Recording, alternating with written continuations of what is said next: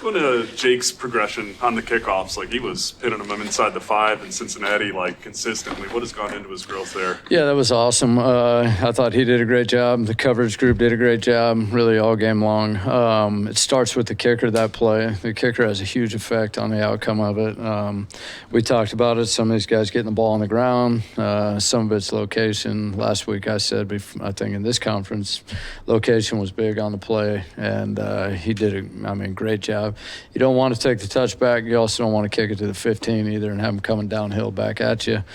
And I think he put him down inside the 5 almost every time, with good width and location on the ball too. So, and that's a big part of it also, is kind of the location of it width-wise on the field, based off kind of the look that you're getting. You might want it in different spots, and so there's a lot that goes into it. But he's done a nice job. He'll continue to improve. We'll go outside again. It looks like maybe a little bit more wind and stuff like that. So we might have to kick right and left, but should be good.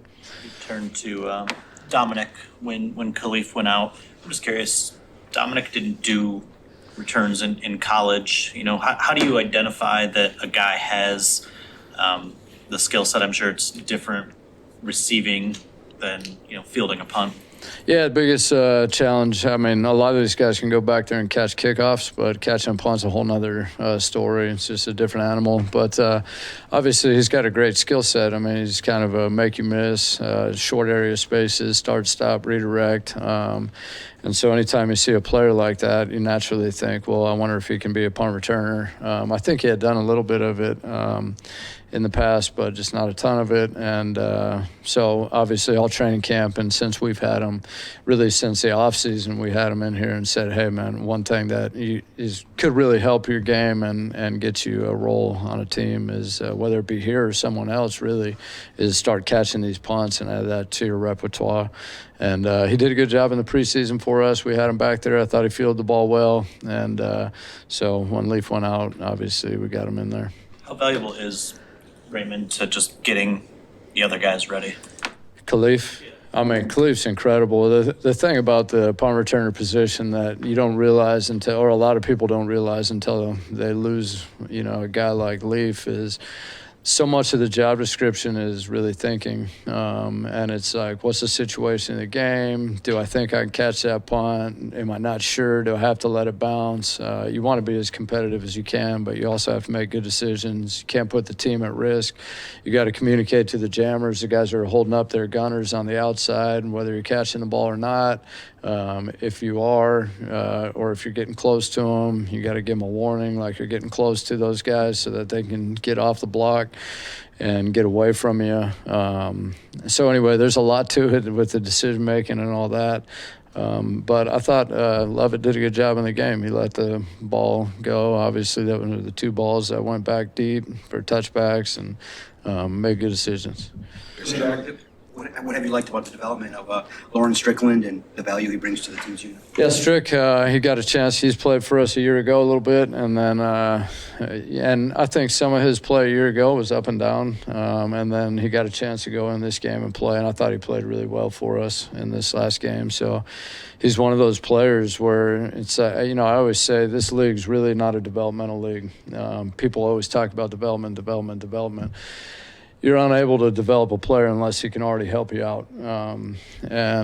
So he's a guy who he provides some value. He can help us. So now he's got a chance to stick around and be on the practice squad. And now he does get a chance to develop. So you're able to develop guys if they can help you in ways. And he's a guy who provides some value on special teams, certainly. And shown that over and over, whether it be last year, last preseason, this preseason.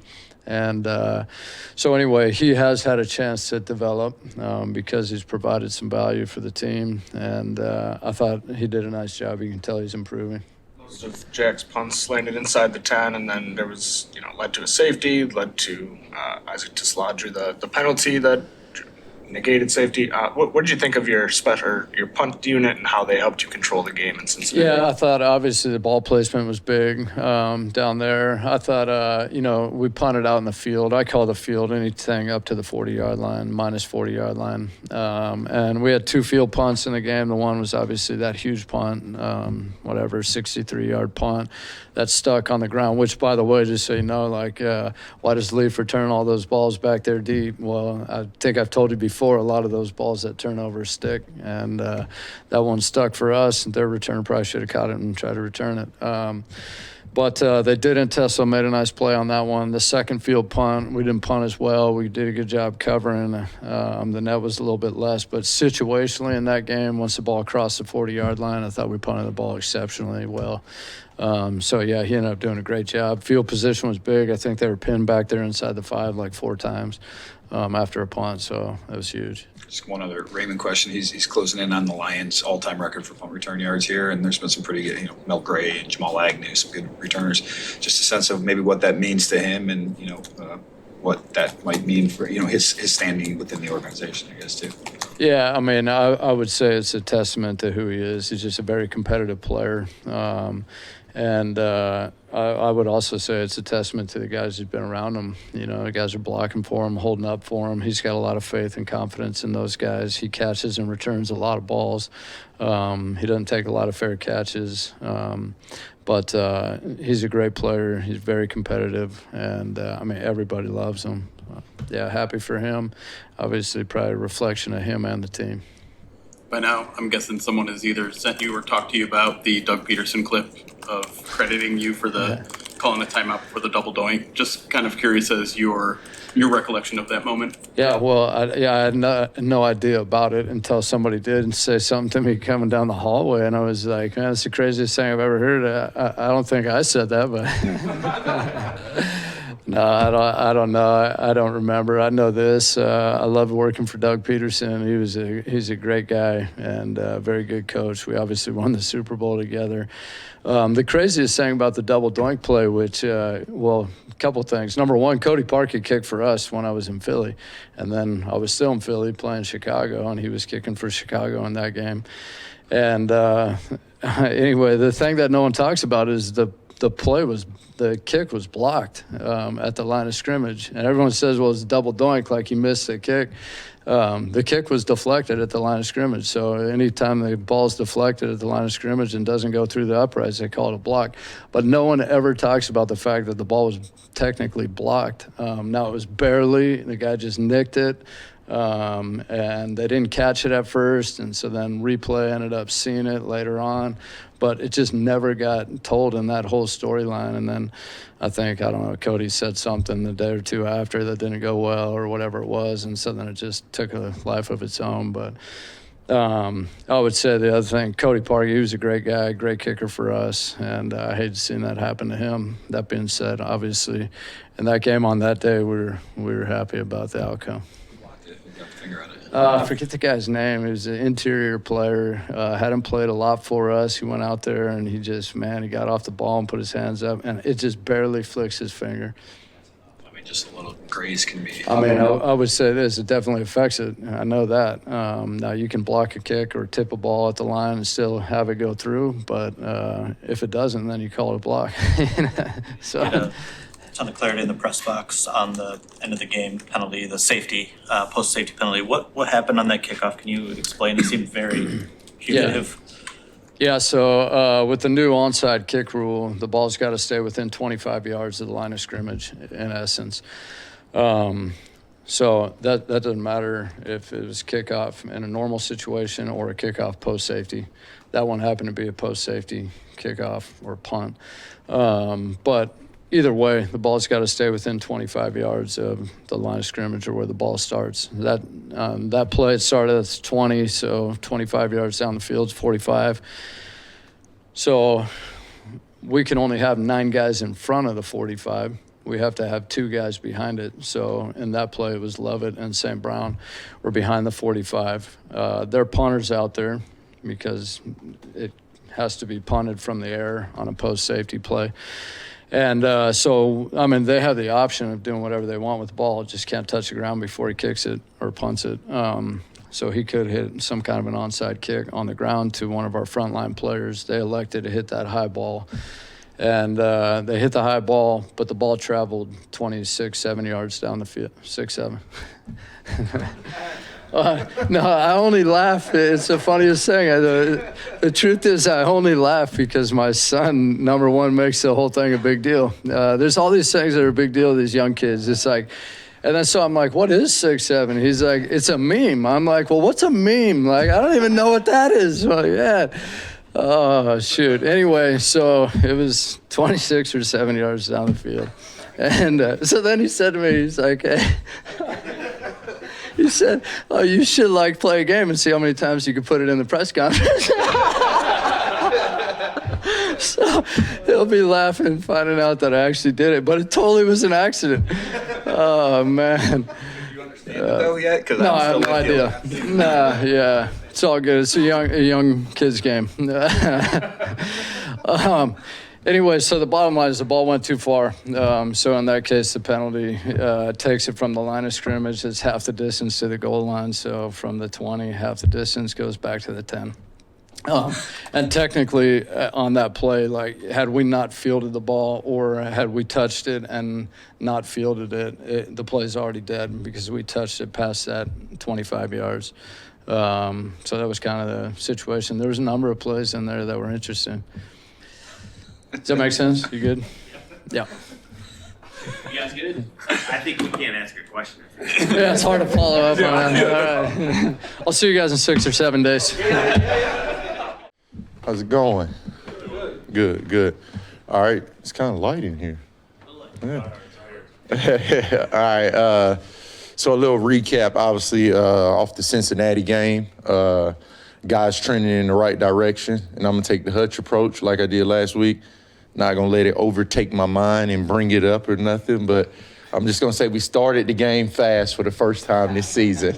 So we started fast, guys. And obviously these guys came off the bus ready to go at Cincy. They understood the assignment, and they went out and executed. Like I said, as you guys probably saw, we played those guys a little differently with some of the coverages that you saw were different from the previous 4 games, and those guys executed at a high level.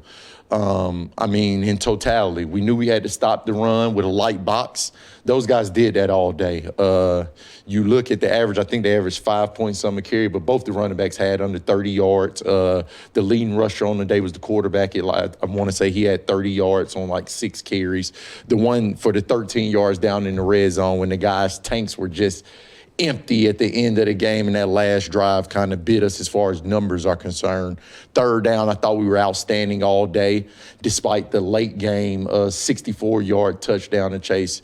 And why that's so unfortunate, because everybody sees that play and they see Amik Robertson, and he's an aggressive player. The exact reason why and how we assigned him to Jamar in that game is what kind of came back to bite him late in the game. He was making a lot of plays on the ball, so he got greedy in a situation that he didn't. And I'll share with y'all, like I told the team and like I told the unit, it's just a shame because this guy's gone out and completely strapped up and eliminated 2 of the best receivers in football. And he doesn't get the credit because Chase left that game with 110 yards. But the real ball guys know, and Chase knows, he had, I think, 50 yards before that 64-yarder. And Chase has a lot of respect for Meek. They're both from the Louisiana area.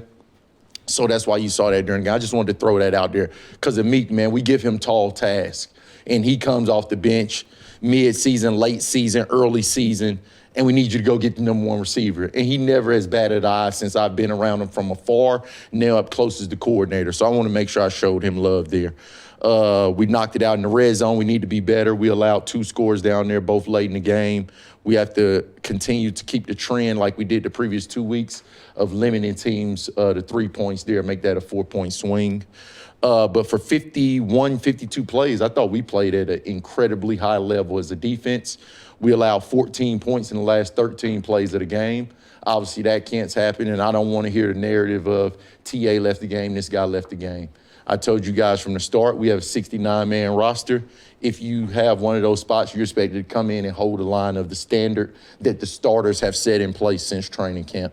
But I can't speak enough on these guys, man. These players, what a privilege and honor it is to coach this group. Like, it really is, man. It's no task too big, no task too small for these guys. They understand their roles week to week, and these guys are going out and adapting and adjusting week to week to the game plans that us as a staff put together for them. Just since you brought up Amik, how much do you love the fact that he has the game that he has, but the first thing he wants to talk about after that game is the touchdown, how much that's eating him? How much do you like that with a player where the mistake is what they define their day by? Amik is literally my dog. Like, that's what I call it. That is my pit bull. Like, the ultimate respect. And I got a lengthy history from afar with this player. I have a really close friend of mine, Jeff Morton. He's in player personnel at LSU. And he saw Amik coming out. And the first thing he ever told me when we got Amik, he said, "You just got a dog."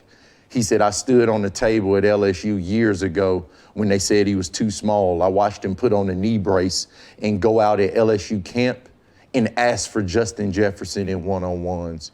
That's like stuff that people don't know about this player.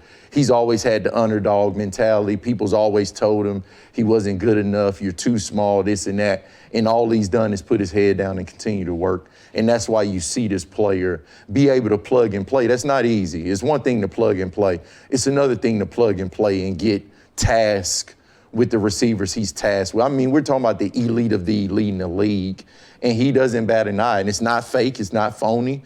It's real, it's who he is, and it's a part of his DNA. I love everything about him, Mick.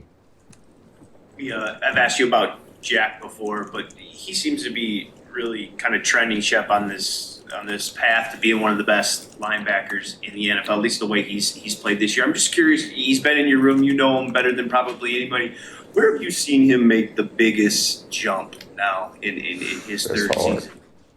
Because it's hard to say mentally. Because when I sat with him in Indianapolis in the combine interviews, I saw it there. So it's hard. But mentally, he's taking a step. He's seeing the game how I see it from a coordinator perspective. I've mentioned to Dan previously, especially the last 2 weeks, his uptick. He not only, and let me not discredit Sean Deion Hamilton and the job he's done, because I got it. Sean Deion Hamilton, he knows it. He has the quote-unquote live in my shadows. That's BS. He's doing things his way with that room, and he's doing it at a high level. Now, not make no mistake about it, I was Jack's coach for a few years. So the carry over there, him understanding my lingo, how I think, now has expanded broader now that I'm able to call the plays, and he comes up, he meets with me every week. That's something that he does not have to do. But he wants to, because he wants to understand, why are you calling that, Shep, on 2nd and 5? Well, why do you call that? Why do you tell the nickel that he needs to do this? He's asking me this. So then he can in turn go back player to player and hold these players accountable. And he wants to be able to, if the green dot, if it goes out, he believes he's supposed to call the game, and he takes pride in that. And I mean, the ability, you guys see the effort this guy plays with. You should see him at practice. Because it's the exact same thing. I call him a machine. You remember, I think 2 weeks ago, y'all said, how would I like Jack being my teammate? You remember my answer, right? I wouldn't like it a lot because I wouldn't play at all. And you guys are seeing that now. You love everything about him. He's all ball. His family from Iowa, they're all ball. All they know is football and forming. And this guy was built and born to be a middle linebacker. And it's been an absolute joy and honor to watch him. And I'm continuing to watch him progress under, I want to remind you guys, Sean Deion Hamilton's tutelage.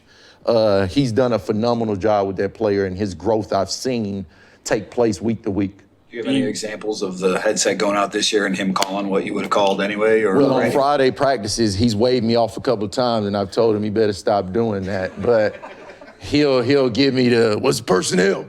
12. Got it. I'm like, well, hey, but, I like it, though. Like, it's really good, man. When you have a guy take that much pride in his profession, you respect and admire it.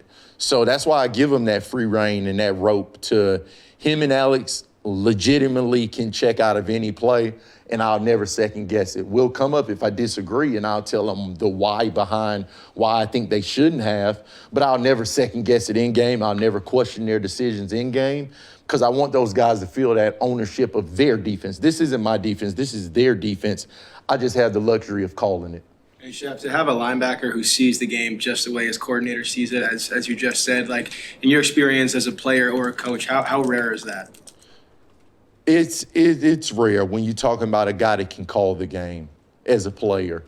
It is because of the time it takes, man. Like, a lot of these guys are talented, and that kind of bites a lot of these guys because when you hit a certain talent peak, you feel like you don't need to do certain things, and that's just human nature.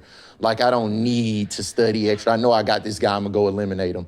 But when you start to see those elite of the elite who has the athletic ability and all the skill set, but also they feel like it's never good enough. It's never enough. Yeah, I mastered the scheme, but now I want to know why you're saying that, coach.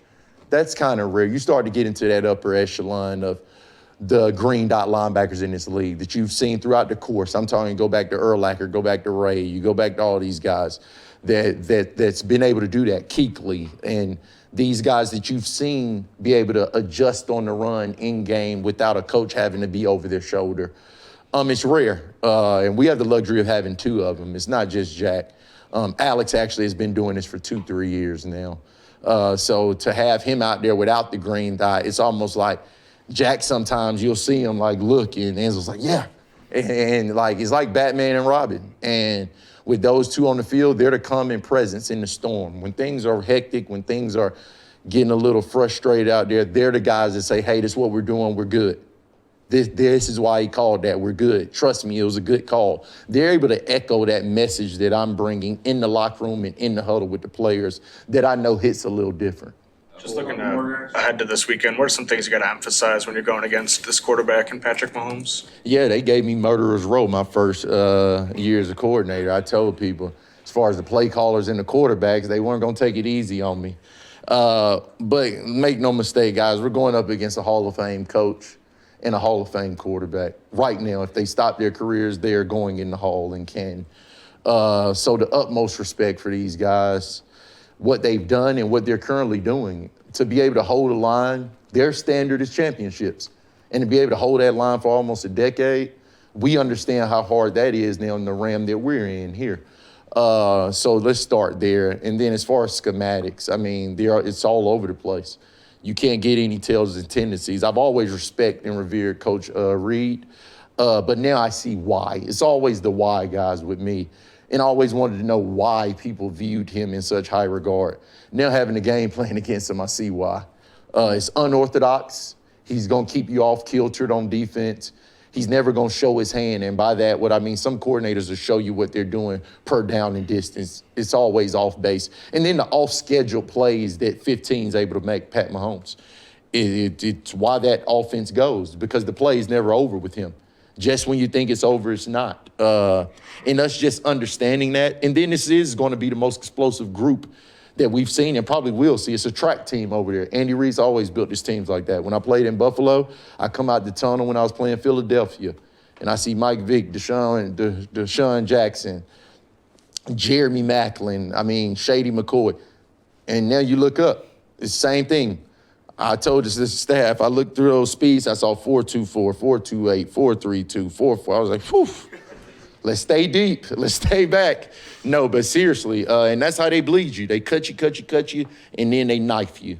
And it's death by 1,000 cuts with them because they can do it in a bunch of different ways.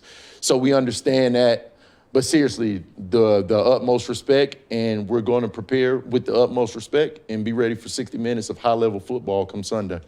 Steve Spagnuolo. Last two, Dave and Corey. Well, Steve Spagnuolo, before you go, I know, talking to him last year at the Super Bowl, he speaks incredibly highly of you. I know you got a good relationship with him. Can you just share the genesis of that and kind of what he means to you in your development? Yeah, it's unbelievable, man. I owe Spags a lot. Obviously, it starts with Dan Campbell, Aaron Glenn, as far as my progression as a coach in this profession.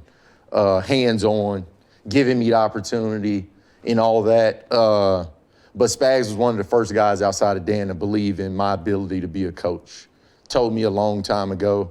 It's the reason why I meet with Jack the way I do, because that's the first coordinator I had expand my mind like that at the NFL level. In college, it was John Chavis. They call him Chief.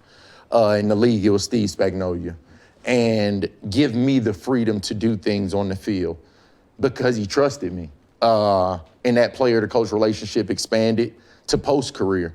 He was the guy pushing me. You need to go, coach. You need to go. Here's the whys. He always explained the whys. Like, I appreciate coaches like that and believing in me, but then importantly, pouring into me nonstop. Now, I haven't heard the phone ring this week, but before this, like, constant.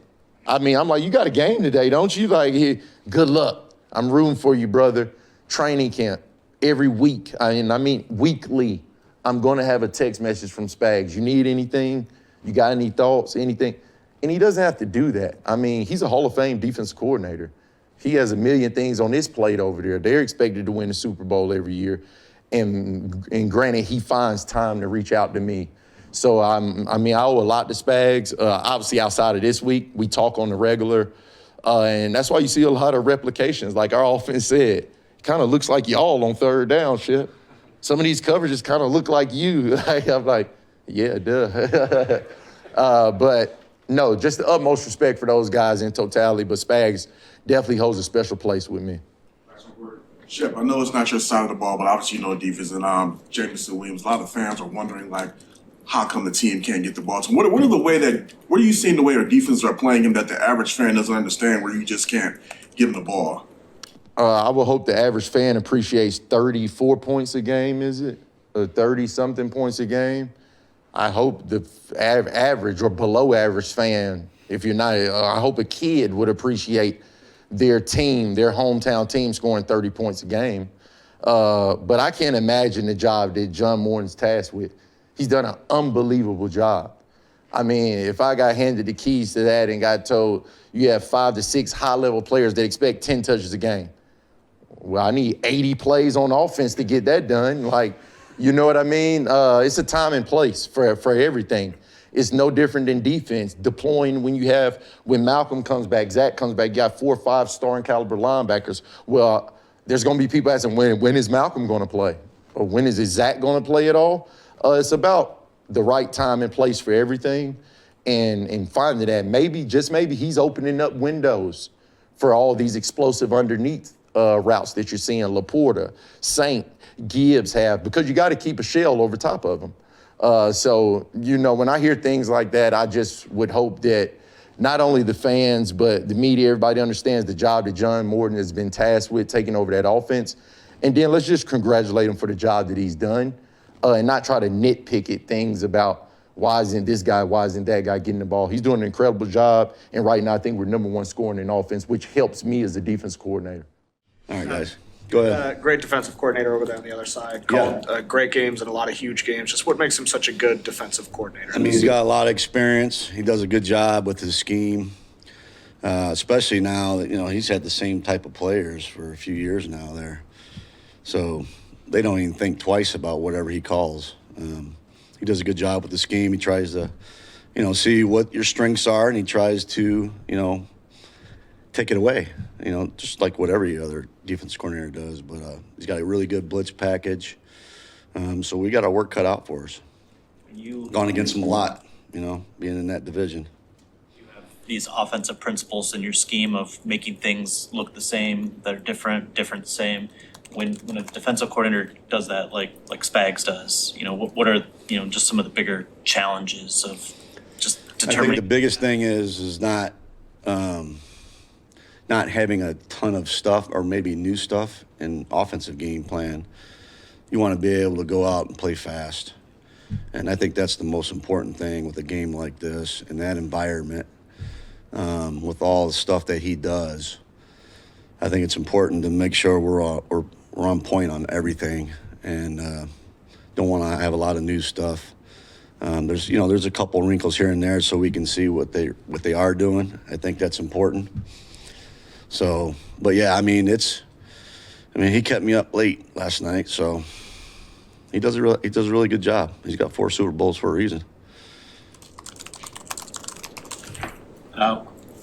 Obviously, Manu had to go out there and give you something. Yeah. Probably a lot of us going into the season didn't expect him to have to start a game this year, but Jamarco goes down and Taylor's dealing with what he's dealing with. What did you think about what Manu gave you in a pinch there? I do think it was encouraging. I really do. There were some things communication-wise or technique-wise that he could have done better. But listen, we won the game. The plan was set up to protect that side. The coaches did a great job with that. But I was encouraged. I was encouraged. I mean, he's young. So he'll learn from his mistakes, and, he gets another chance. He'll do better. Just the more and more, how it is. I mean, the more reps you get, the better you're going to become. But I was encouraged. Sticking with the offensive line, just the maturation of Tate. It looks like he's playing some really good ball right now. Just what you've seen from him for the first month and how he's kind of just settling in now. Yeah. From game one, I mean, just the communication part, And again, I still think going against Shep in training camp has helped these guys a lot, especially someone like him. Because it's really a similar scheme. Shep played for Spagnuolo before, so. But I just think he just keeps getting better and better and better with the RC, as I say it. And when you do that, the game kind of slows down for you a little bit, and you just got to make sure your technique is sound. It's just a couple things with his technique. Whether it's a twist here and there and the communication. So I think that's where he's grown. And again, I think he's got a bright future. Dan yesterday about whether you guys would consider moving Panay to the left side if Decker has to miss extended time. Can you maybe just explain the value of a left tackle versus a right tackle? Do you value protecting that blind side? I mean, more? back in the day, it used to be like that, but now you see these defensive ends, they go on the other side. But, it's the blind side of the quarterback. You got a right-handed quarterback, so, yeah, I mean, you want to make sure that side is protected well. As far as you got to ask Dan the question about who's going to be there. But it's important to protect the blind side of the quarterback. We did a good job with that last week. Where you're sliding over there or where you're chipping over there. You have to do that.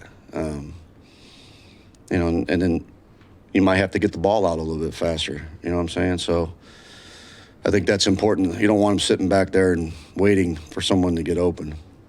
With this defense, you can't do that. Last week we were on schedule. We didn't have many third downs. It was first, second, short fields, and we were scoring. So I think that helped big time. Talked about it previously, the commitment you guys have to the run game. If it's not working, maybe early, you just keep going at eventually you'll break through. Yeah. With David in particular, right now, seeing a ton of stacked boxes, really struggling to maybe get going early in games. Obviously, you got going late with the 2 carries and the touchdown late this one, but what can you do to kind of help free him up a little bit from, these 8-man fronts he's seeing? Well, you can throw it. But we don't do that. We block it up, man. Because we got wideouts that can block. Now, if you don't have wideouts that can block, that's a different story. But our wideouts block. They're the best in football. And, a lot of teams, they see that loaded box like that, they're just throwing it.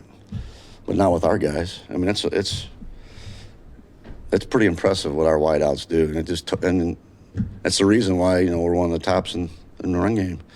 Because of what they do. And then it just helps out with everything else, play action and the movement game and stuff. But this is who we are. You know that. I mean, we're going to pound it no matter what. 10-man box, it don't matter. So we'll just keep doing it until they stop it. John, it seems like every time a defense blitzes Jared Goff, he's able to take advantage of that. I know he's not solely responsible for that, but just watching him, what allows him to thrive against the blitz in particular?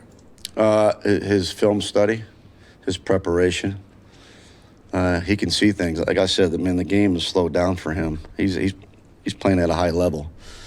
But we got our work cut out for us this week. There's going to be, there's a lot of tape to watch. So You know, we have to be on point with everything. And then there's always a when in doubt, we'll do this just to be smart. So there's nothing wrong, you know, the way our defense is playing. It's okay to just to punt.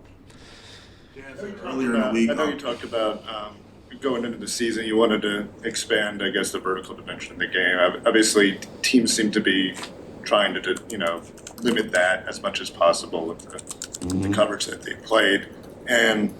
But you know, you have been able to get some stuff underneath. How much does Jamison really play a role in that? What he's been able to do to kind of open things up. I mean, underneath? he's got certain plays, and whether it gets called in the game, it just depends on what they're doing. You know, like I said, we have to adapt and see what they're doing. And I mean, they played a lot of more zone last week, like too high. They really didn't do that. You know, I think that's a Jamison effect. I mean, there's a lot of weapons. And so they changed it up a little bit and took a little bit of his throws away. But listen, every game's different, like I told you guys. Everybody's got a certain amount of plays. There's a lot of guys that got to try to get the ball. You know, I was feeling Saint last week, rightfully so, right? And he helped us win that game. Like I said, I don't care what the coverage is. I'm going to call his number. He's reliable. And the quarterback knows that too. But I think with Jamison out there, there's a big threat out there, you know. And teams are just playing a little bit different. This is very big picture, but you know, Dan was talking earlier in the week just the respect that he has for KC because of how much winning they've done, right? Years and years of it. You've been with, you know, good organizations and bad. Just in your eyes, what is the difference between a winning organization, you know, one that can sustain that for a while and one that can't? Well, you can start with that quarterback and the head coach. He does a heck of a job. Andy Reid's a great coach. I mean, I admire him because, you know, Andy Reid was in the West Coast offense forever. And then when he drafted Mahomes, you know, Alex Smith was there that one year. People forget Mahomes sat for a year and he watched. But Andy Reid just totally flipped the script on his philosophy to adapt to that quarterback. And I think that's what great coaches do, even though you don't want to do it, but you have to play to that guy's strengths. But it's hard to do it every year. To do what they do every year, it's tough, man. It's tough, but it all starts with that quarterback. And they got a good scheme. They got a good scheme, and Spags has been there. So when you got continuity all the time, you know, that helps. Just KC, like, is continuity, is that a key to doing I think it it league-wide? is. Again, it starts with the quarterback, starts with the organization, the head coach, having the same guys all the time, and that's hard to do, you know. Some guys don't want to leave and because they get used to winning. Or some guys take the money and they leave, but, man, they stay together. I mean, that's the reason why they've had a lot of success, just the continuity over the years since Andy's been there. But as long as that quarterback's there, you know, they have a chance. You said you were feeling St. Brown in that game. Is there anybody that could do anything that could make you not feel good about St. Brown in a given game? No. I told him, I don't care. I mean, there were some things where he shouldn't have happened, and it did. That's a good thing. But there's other guys. You know what I mean? There's going to be other guys that step up because, you know, Lamore and him and Laporta, you know, they're going now. If they take them away, there's other guys that they have to take care of. That's the beauty of what we have here as personnel. It's a good problem to have. So. Kelsey's known for kind of just finding open space during some of those broken plays. Something I've noticed with Sam is that he always seems to know where he has the space and is able to get there even when he looks like he might be covered. How impressive is his ability to kind of give room for Jared to throw the ball? Well, he's smart, he's savvy, and he's really good after the catch. Like, we had 171 yards after the catch last week. It's pretty impressive. A lot of that was Laporta. But listen, when you got a guy like that, again, it's another guy that does everything right, and it's a comfort level for the quarterback too. And you got a couple guys like that, man. And, you know, it can be deadly, and that, you know, that's the way Kelsey's been over the years. He's just a real savvy guy. Sometimes the routes don't look that way, or sometimes he cuts a route off because he sees that, and him and the quarterback on the same page, they just know each other. I think that's one of the reasons why they've had success. Thank you, John. Thank you, John. Go Tigers, man.